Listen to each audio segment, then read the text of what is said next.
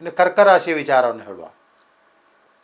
ಕರ್ಕರಾಶಿಗೆ ಈಗ ಖಂಡಿತವಾಗಿ ಒಳ್ಳೆ ಟೈಮ್ ಆಗಿಲ್ಲ. ಯಾಕಂತ ಹೇಳಿದರೆ ಒಂದಲ್ಲ ಒಂದು ರೀತಿಯ ತೊಂದರೆಗಳು ನಿಮಗೆ ಬಂದೇ ಬರ್ತಾ ಉಂಟು. ಅವಮಾನಗಳು, ಕೆಲಸ ಕಾರ್ಯಗಳು ಆಗದೇ ಇರುವಂಥದ್ದು, ಅಥವಾ ಹಾಕಿದ ಹಣ ವೇಸ್ಟ್ ಆಗುವಂಥದ್ದು, ನಷ್ಟಗಳು, ಇನ್ನು ಕಲಹಗಳು, ಇದೆಲ್ಲ ಅಷ್ಟಮದಲ್ಲಿ ಶನಿ ಇದ್ದ ಫಲ. ಅವನು ಮಾರ್ಚ್ ನಂತರ ನವಮಕ್ಕೆ ಹೋಗ್ತಾನೆ. ಅಕ್ಟೋಬರ್ ನಂತರ ಅಷ್ಟಮದಲ್ಲಿ ರಾಹು ಬರ್ತಾನೆ. ಅಷ್ಟಮದಲ್ಲಿ ರಾಹು ಬಂದಾಗ ಅನಾರೋಗ್ಯವನ್ನು ಲಕ್ಷಣವನ್ನು ಕೊಡ್ಬೋದು ಅವನು. ಇಲ್ಲಿ ಭಾಗ್ಯಸ್ಥಾನಕ್ಕೆ ಶನಿ ಬಂದಾಗ ಏನಾಗ್ತದೆ ಅಂತ ಹೇಳಿದರೆ, ಧರ್ಮವನ್ನು ತಪ್ಪುವವರು ಅಧರ್ಮಿಗಳಾಗೋದು ಅಂತೇಳಿ. ಅಧರ್ಮಿಗಳು ಅಂತ ಹೇಳಿದರೆ ಮಾಡಬಾರದನ್ನು ಮಾಡುವುದಲ್ಲ, ನಮ್ಮ ಪ್ರೋಗ್ರೆಸ್ಸಿಗೆ ಮಾರಕ್ಕಾಗುವಂಥ ವಿಚಾರಗಳನ್ನು ನಾವು ಮಾಡಿಕೊಂಡು ಹೋಗುವಂಥದ್ದು.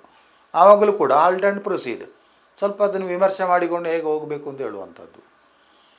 ಈ ಕರ್ಕಾಟಕ ರಾಶಿಗೆ ವ್ಯಯಸ್ಥಾನದಲ್ಲಿ ಗುರು ಇರುವಂಥದ್ದು. ಆವಾಗ ಇವರು ಹಣ ಖರ್ಚಾಗ್ತದೆ, ವಿಪರೀತ ಹಣ ಖರ್ಚಾಗಲಿಕ್ಕೆ ಸಾಧ್ಯತೆ ಉಂಟು. ಯಾವುದಕ್ಕೆ ಹಣ ಖರ್ಚು ಮಾಡ್ತಾರೆ? ಚತುರ್ಥ ಸ್ಥಾನವನ್ನು ವೀಕ್ಷಣೆ ಮಾಡುವುದರಿಂದ ವಾಹನಗಳಿಗೆ ಹಣ ಖರ್ಚು ಮಾಡ್ತಾರೆ, ಭೂಮಿಯನ್ನು ಖರೀದಿ ಮಾಡುವಲ್ಲಿ ಅಥವಾ ಗೃಹ ನಿರ್ಮಾಣದಲ್ಲಿ ಇದಕ್ಕೆಲ್ಲ ಹಣ ಖರ್ಚು ಮಾಡ್ತಾರೆ. ಇನ್ನು ಮಿಥುನದ ಗುರು ಇನ್ನೊಂದು ದೃಷ್ಟಿ ಧನುರಾಶಿಗಿರ್ತದೆ.